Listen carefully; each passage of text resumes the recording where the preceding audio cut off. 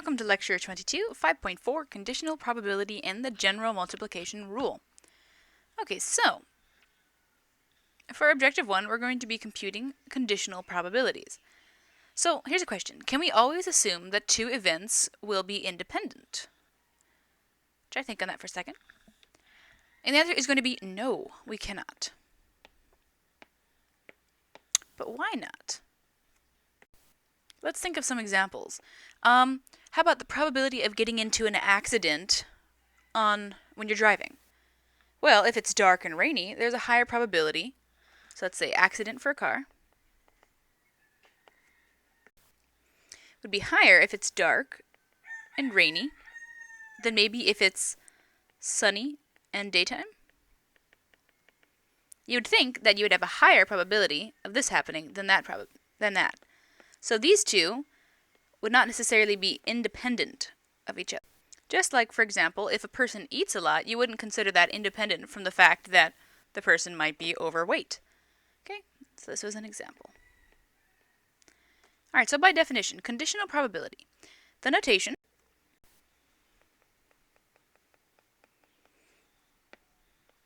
is read the probability of event F given that event E has happened.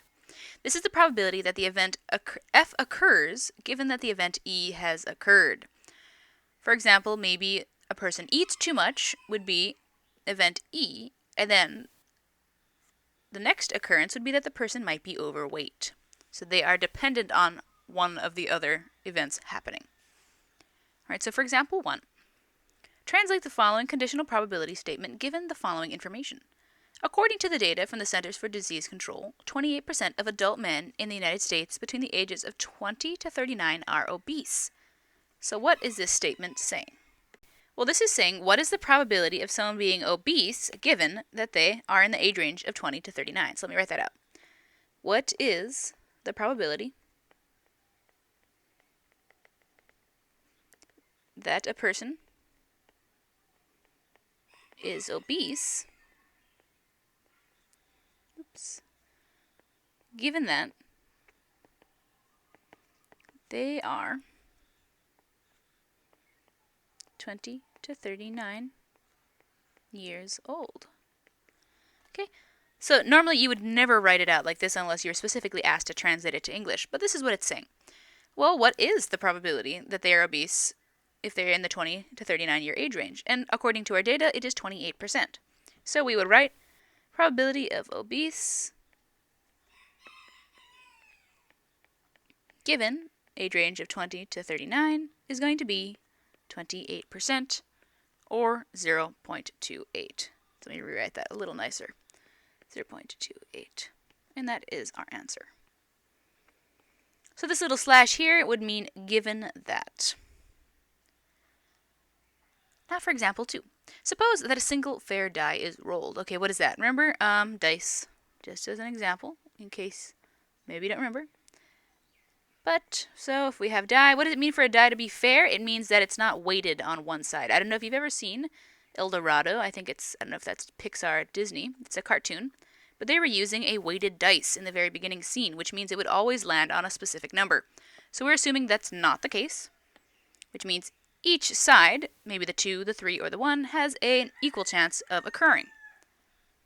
Now we are being asked, what is the probability that the die lands on a 4? Well, what's the sample space? In our sample space, we have a die, a normal die, goes from 1 all the way up till 6. So this is the sample space. And what's the probability of getting a 4? Well, that's going to be 1 out of how many? 1, 2, 3, 4, 5, 6. 1 out of 6 would be our probability. So the probability of landing on a 4 is going to be 1 out of 6. Remember the formula for that is probability 4 is going to be the number of our event happening all over the number of sample space. This is just a reminder of how we got that. So now for B, suppose that the die is rolled for a second time, but we are told that the outcome will be an even number. What is the probability that the die lands on a 4? Alright, so for our next one, what is our sample space? Well, we're talking about even numbers. So that's just going to be 2, 4, and 6. Those are the only possibilities. Now, what are we looking for? Well, the probability we are looking for is the probability that we will get a 4 given that our outcome is even. Okay, so we know it's supposed to be even, and we want to figure out the probability of getting a 4 out of it being an even number. All right, so this is going to be, well, the number of our event happening, over the number in our event space. Number of E is going to be, well, just 1. It's one occurrence of 4 happening. All over, and what is our sample space? 1, 2, 3 out of 3. And there is our answer. So if you wanted to restate your question, which is also often nice if maybe the work is really messy, you can just restate with your nice simple answer in the end. So for example 3, given the table below, find the given probabilities. For part A, find the totals for each column. Alright, so let's go ahead and do that. Totals for each column, we're going to add this up, then that up, and then add across in the other directions. So go ahead, do that, and check back in with me in a second. Okay, I've gone ahead and found all of the totals for all of the columns and rows. So that was supposed to be end rows.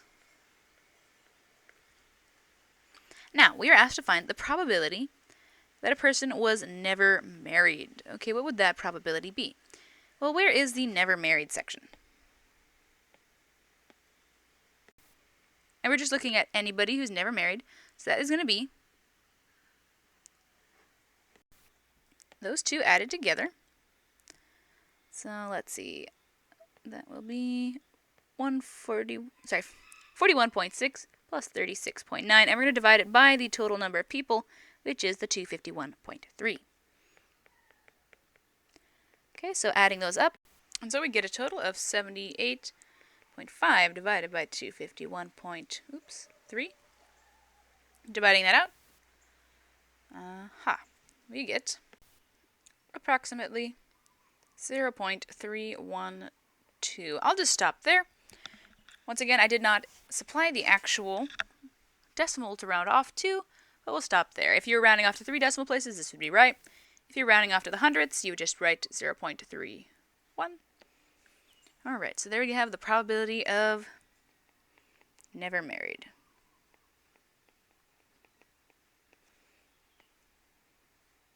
Now let's look at the probability of never married given that they're a female. Well, how would we write that out? The probability of never being married given that you're female is going to be, let's see, the number of never married females out of all females. So what is the probability of never married females? Let's see, never married females, 36.9. Divided by the total number of females, which is 128.8. Let's go ahead and do that calculation. And we get approximately 0.28 and 6. And I'll stop there at the third decimal place. So that would be the probability of never married and female.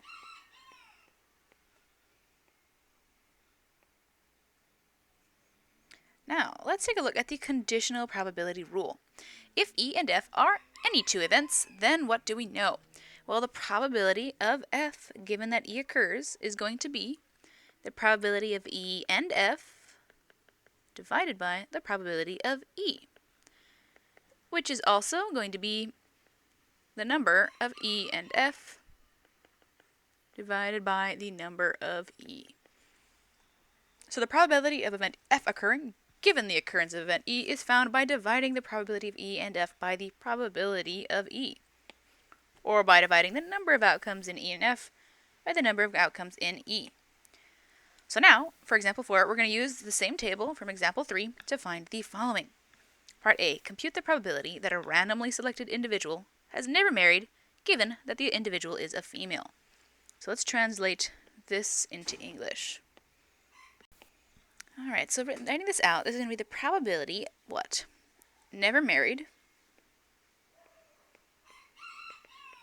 given that they are a female.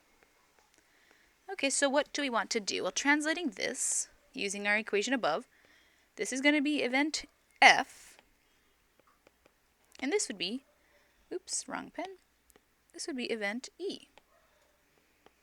So using the formula above, the probability of E and F divided by the probability of E is going to be the number of female and never married divided by the number of females. Okay, so let's go ahead and take a look again. So the number of female and never married, which we already did previously, so this is just showing a new way of writing the formula, would be 36.9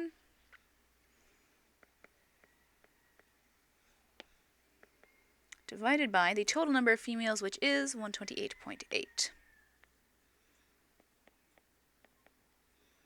And we can see how we get approximately 0.286. You could box it this way, or you could rewrite your original statement down there. If it's easy for me to follow your work, you can go ahead and just box the answer, but if it's really hard to follow the work, best thing to do is to rewrite the statement and the answer next to it, especially if the work is starting to get cluttered. For part B, compute the probability that a randomly selected individual is female given the individual has never married. So you might be like, oh gosh, this is the exact same thing, but it's actually a little different. Which one are we depending on? We're trying to figure out the probability of the person being female given that they've never married, not the other way around. So this time we're trying to figure out the probability of female given that they are never married. So this time it's going to be the number. Well, actually, first let's do this. These are going to be the female and never married. So female is event F, and never married is event E this time. So slightly flopped. This time it's the number of never married and female divided by the number of never married. A little different. Let's go ahead and find those totals. So never married and female, we already knew that one. That was 36.9. But this time we're looking for the total of never married people. So what is the total of people who are never married? 78.5. Okay, so now let's go ahead and calculate this out. You can round that out to approximately 0.47. So there we go, and box our answer. Now for example 5. Suppose that 12.7% of all births are preterm, which is born at less than 37 weeks. Also, 0.22% of all births resulted in a preterm baby who weighed 8 pounds and 13 ounces or more. A. What is the probability that a randomly selected baby weighed 8 pounds and 13 ounces when it was born, given that the baby is preterm? So how would we write this out as a probability? Well, we want to know the probability of this happening given this. So let's write that out. The probability that weighs 8 pounds, 13 ounces, or more, given that the baby is preterm.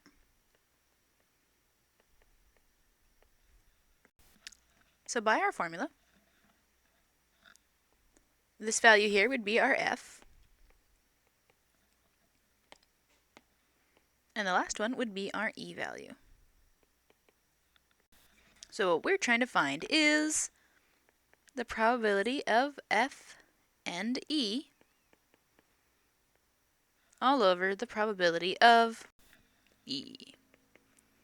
Now what is the probability of a baby being over 8 pounds 13 ounces and preterm? Well, that probability is given as 0.22%, which as a decimal is going to be 0.0022 divided by, and what is the probability of the baby being preterm?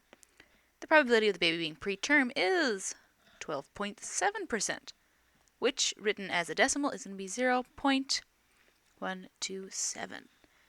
All right, and calculating that out, we get approximately 0.0173. All right, go ahead and box that for your answer. So the next question, is this an unusual outcome? Well, let's see. Remember, back a ways, unusual outcomes were defined as less than 5%, and this is less than 5%. So we would say that yes, this is an unusual outcome, because this is saying that if we rounded this to 0.02, which would equal 2 out of 100, this is saying that if we picked if we picked 100 babies randomly, 2 of them would be preterm and weighing over 8 pounds and 13 ounces, which is unusual. So our answer could be, this is unusual. Because, let's see, our probability is less than 5%, period. And boxing our answer. Okay, now objective 2, compute probabilities using the general multiplication rule. So the general multiplication rule is that the probability that 2 events, E and F, both occur is going to be probability of E and F, so both of them happening, will be the probability of E happening times the probability of F given E. In words, the probability of F and E is the probability of event E occurring times the probability of event F given the occurrence of event E. So let's see this in action. Example 6. Given that the probability that a driver who is speeding gets pulled over is 0.82, the probability that a driver gets a ticket given that he or she is speeding is 0.93. What is the probability that a randomly selected driver who is speeding gets pulled over and gets a ticket? So what are we trying to find out here? Well, we're trying to figure out, Actually, you know what? Let's go ahead and give the 2 different events the probability names. So let's let, and when I introduce it in this way, we're going to use the let statement. So let's let E equal driver who is speeding and gets pulled over.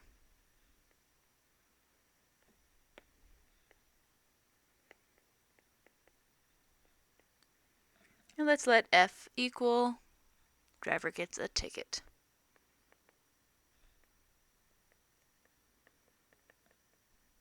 So what we're trying to figure out here is the probability of E and F. Well, what does that equal? By our multiplication rule, that is going to be the probability of E times the probability of F given E. All right, what are these probabilities? Well, the probability of E, so the event a driver who's speeding gets pulled over, we know is 0.82.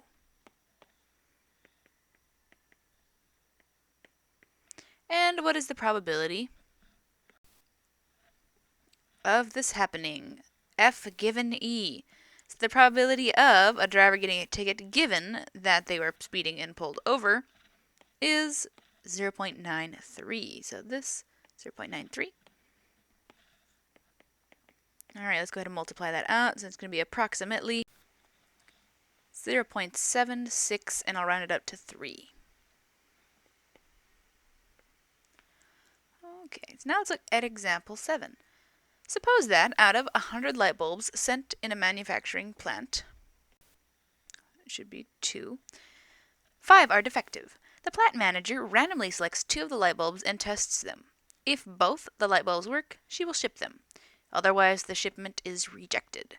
What is the probability that the plant manager discovers at least 1 defective light bulb and rejects the shipment?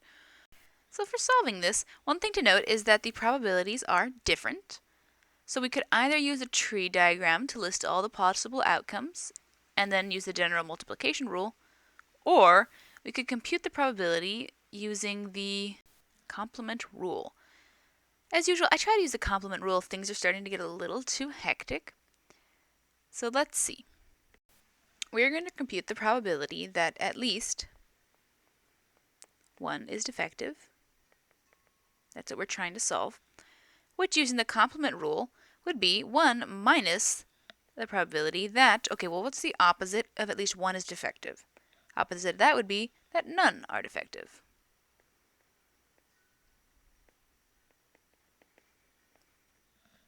So that's going to equal 1 minus. Now, what is the probability that none are defective? Well, that's going to be the probability that the first is not defective,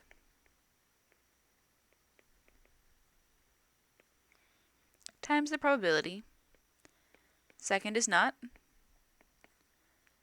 given that the first is not. And I'm shorthanding here because I'm running out of space. Now, what would that be? 1 minus. So what is the probability that the first is not defective? Well, remember, noting on the side that out of the 100 circuits, or sorry, out of the 100 light bulbs, 5 of them are defective, which means that 95 are not defective.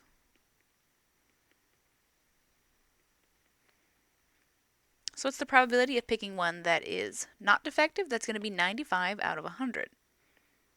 Those are the ones that are not defective. And then we're going to multiply that by the second is not, given that the first is not.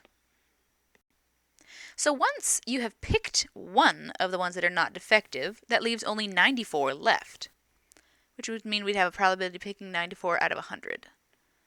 So once again, because we know that 95 were not defective, 95 over 100 is a probability of getting one not defective. But once you've picked the first one that's not defective, that means in the bunch left over, only 94 are not defective. All right, so multiplying that out, we're going to get 1 minus 0.902, which is going to equal 0.098. All right, so what is this? The probability. Okay, once again, when we start getting into the word problems, make sure to answer as a sentence. So, the probability that the shipment will not be accepted. Oops, spelled that wrong. Is 0.098, period. Okay, so this was a good instance to use the complement rule.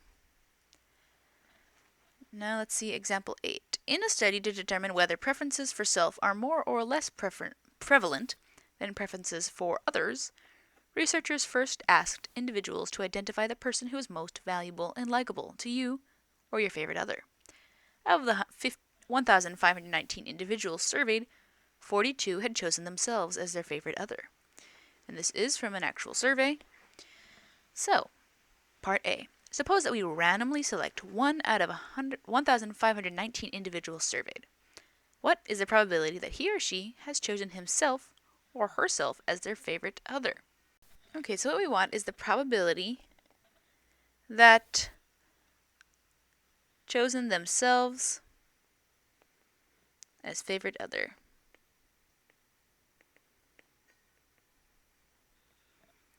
So what is the probability of that? Well, how many people chose themselves as a favorite over the other? 42 chose themselves out of 1,519 folks. And that comes out to about 0.0276. Okay, that one was rather short.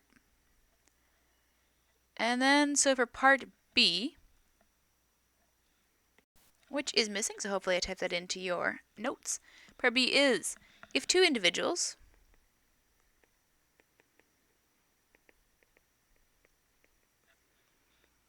from this group are randomly selected, what is the probability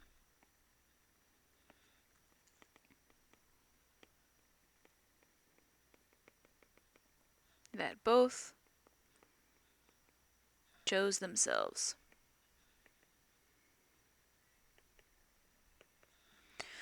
Okay, so how would we do this? Well,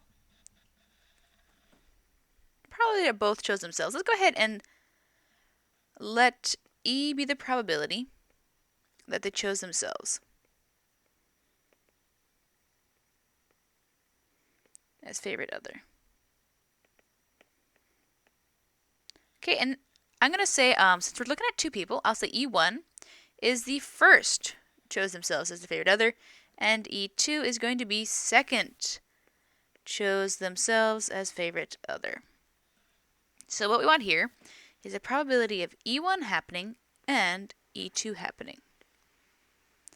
Well, we have an AND going on for a probability, so let's use our rule for the AND. So that's going to be the probability of E1 times the probability of E2 given E1. What would that be?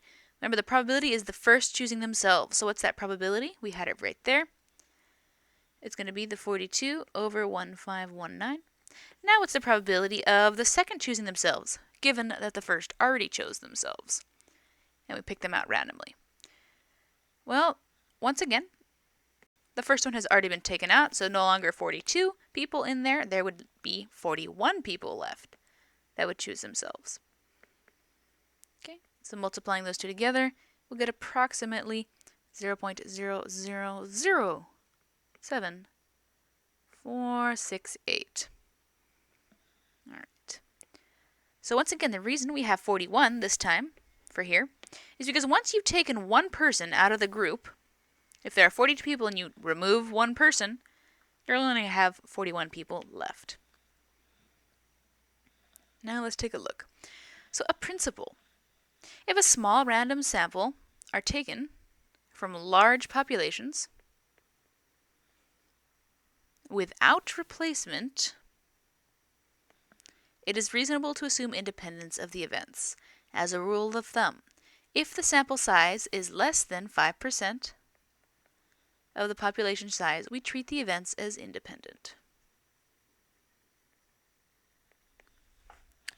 Alright, so by definition, two events E and F are independent if the probability of E given that F is just going to be the probability of E, or equivalently, if we have the probability of F given E this time, we only get the probability of F.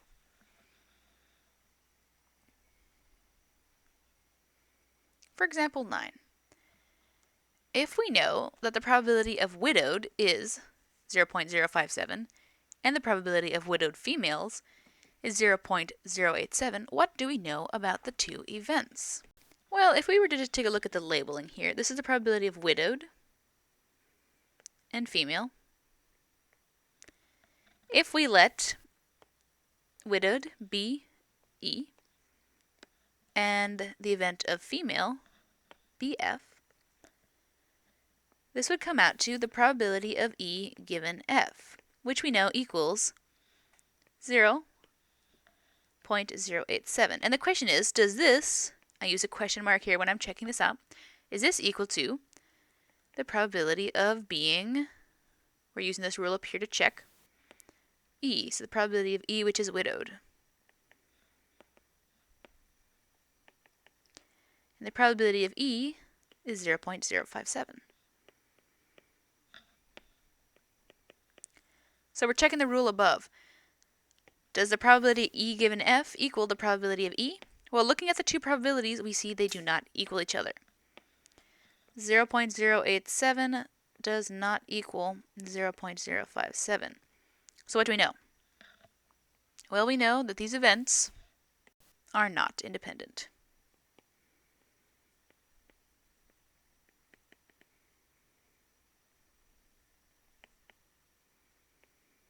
Oops, events, period. Okay, and that is it for this section. Please email me if you have any questions about the homework.